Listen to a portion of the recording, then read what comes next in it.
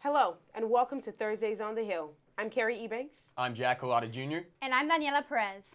Today, we have new and exciting news about the bowling team and student government elections. And I'll be featuring some exciting things and events happening around the city of Mobile. And I'll have your 7-day forecast.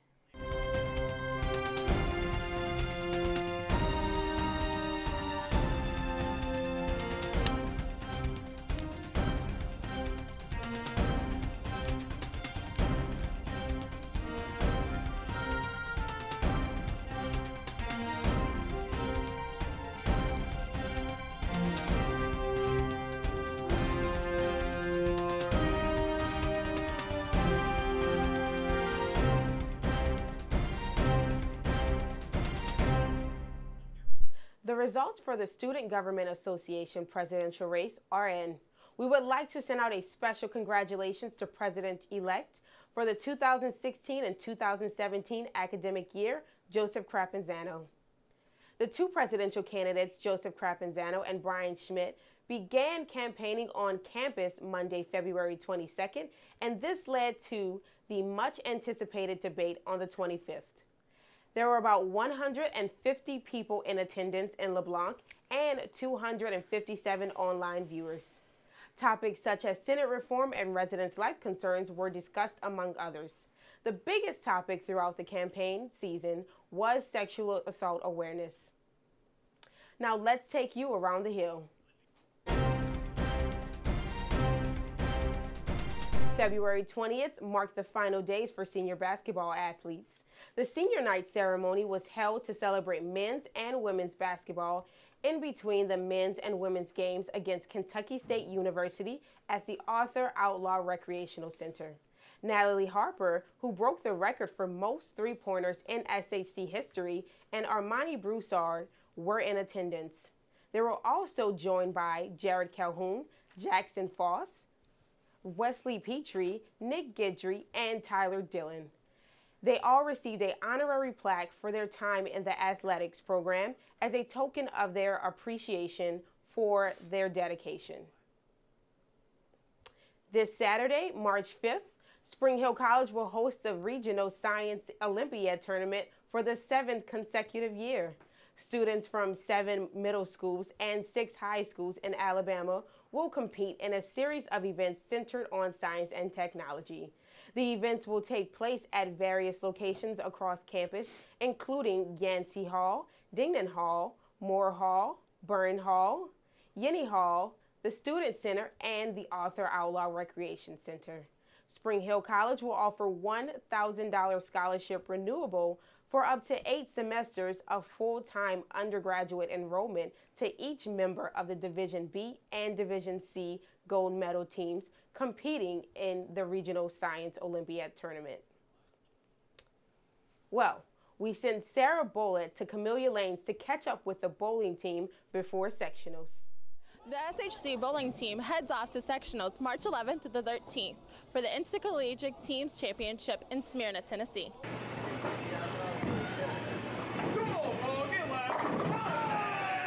Spring Hill College's bowling team has competed in 8 tournaments this season. Out of those 8 tournaments, they have placed second in 3 of them and first in 1. This will be the 3rd time SHC has competed in sectionals and excited to be attending once more. Last year, both the men's and women's team finished 11th at sectionals.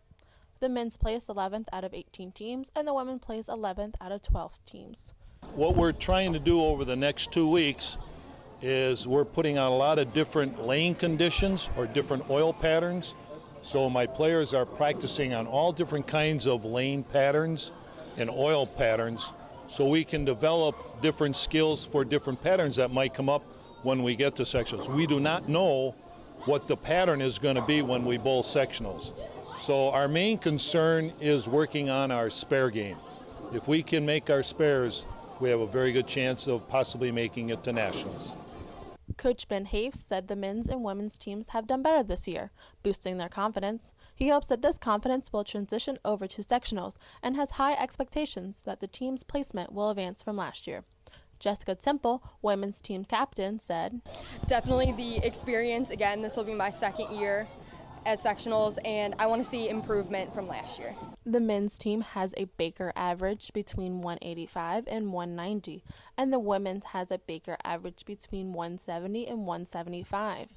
Jackson Harris, men's team captain, would like students to know how difficult bowling is. It's a real mental grind out there. We're standing for hours at a time, always watching the lanes, watching our fellow competitors as well as ourselves, just to get a feel, because you can't see the playing field.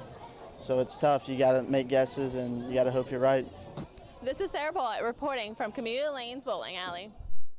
Thanks, Sarah. Now let's take it over to Daniela Perez to see what our weekend weather is going to be like. Thanks, Kerri. It looks like the weather is going to be great for the first weekend of March. Friday, the skies will be sunny with a high of 68 and a low of 44 degrees. On Saturday, we'll still see lots of sun with a high of 70 degrees and a low of 48 degrees.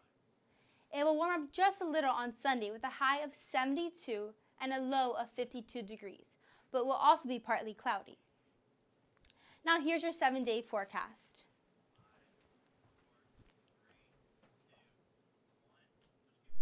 Now back to Kerri at the desk. Spring Hill College will host its first Military Appreciation Luncheon.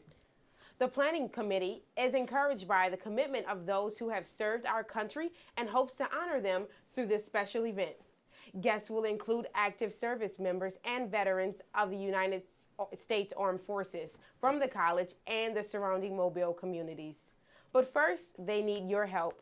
If you know an alumni or a family member served in the Air Force, Army Coast Guard, Marine Corps, or Navy, they would like to formally invite them to the Military Appreciation on the Hill. Please send their name, branch of service, rank, connection to Spring Hill, and contact information to Bethany Brown at bjbrown@shc.edu.com. Now here's Jack to catch us up on what's going on around the town.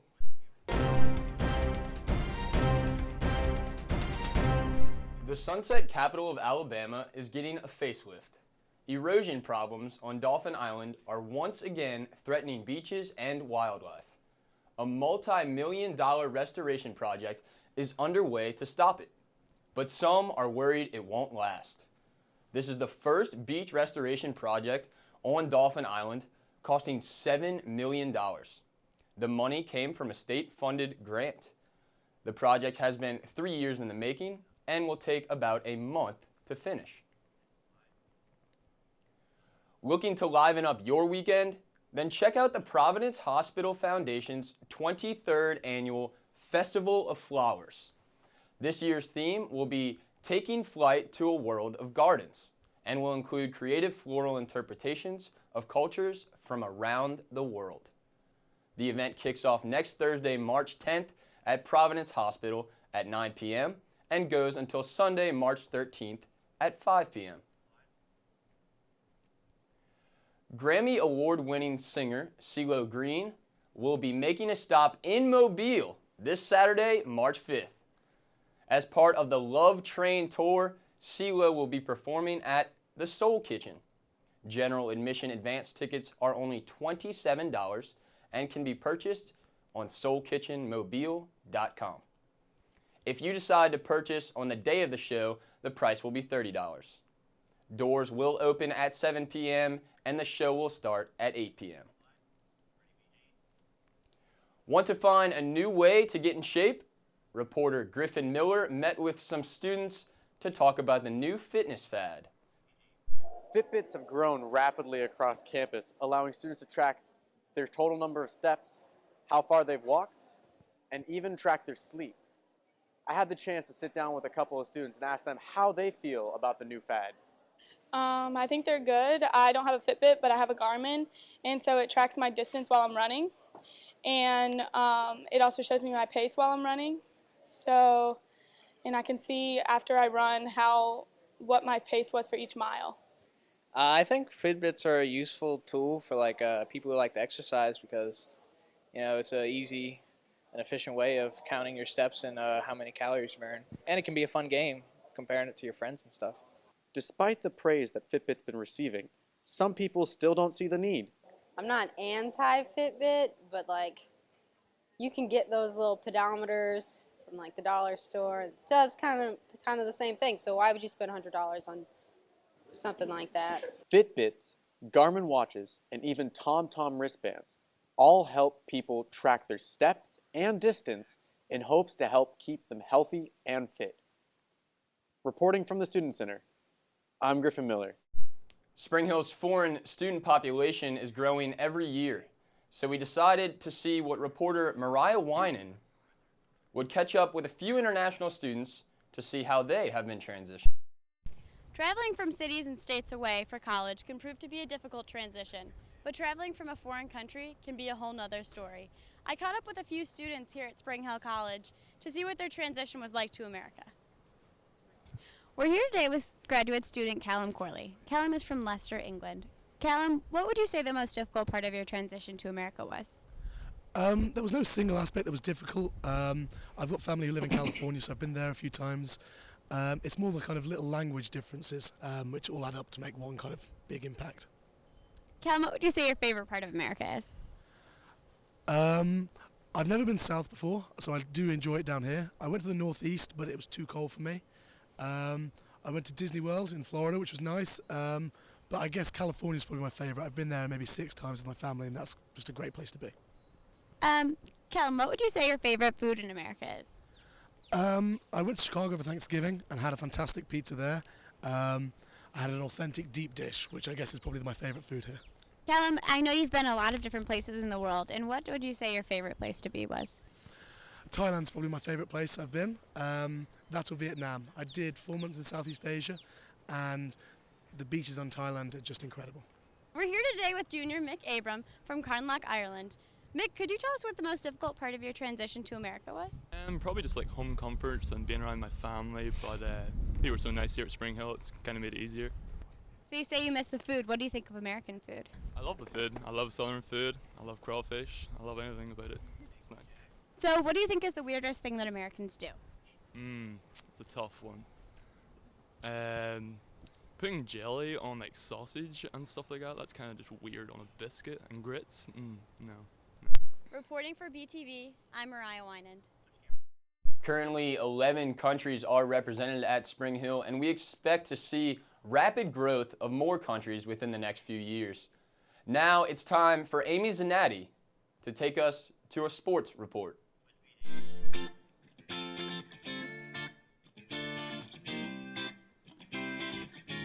This past Tuesday had great warm weather that brought not only me, but plenty of others out to the ball game to watch the Badgers face off against the Mississippi College Choctaws. Family and friends alike came out to show their support and enjoy the beginning of warmer weather. Go Badgers!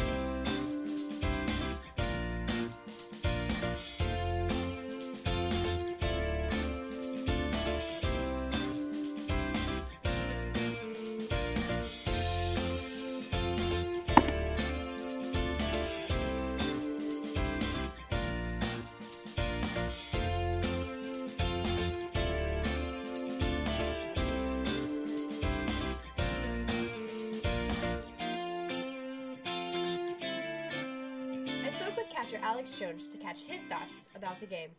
What did you think of the game today? How did you guys play? I think our energy level was down. We just needed a next game against West Alabama, come out fired up, get the sticks going, and pitchers throw strikes. All right. Is there anything else technically that you guys could improve on for our next game?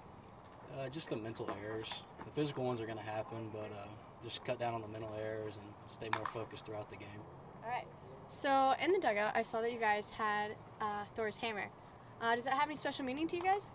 I actually brought that out when we played North Alabama. I thought it'd be kind of like a rally cry, and it worked against North Al. We carried it into UAH, and it's been in the dugout ever since. So hopefully we can continue that tradition. Awesome. Well, thank you so much. All right, reporting from the baseball field. Back. Well, that's all for today. Thanks for watching Thursdays on the Hill. See you next time.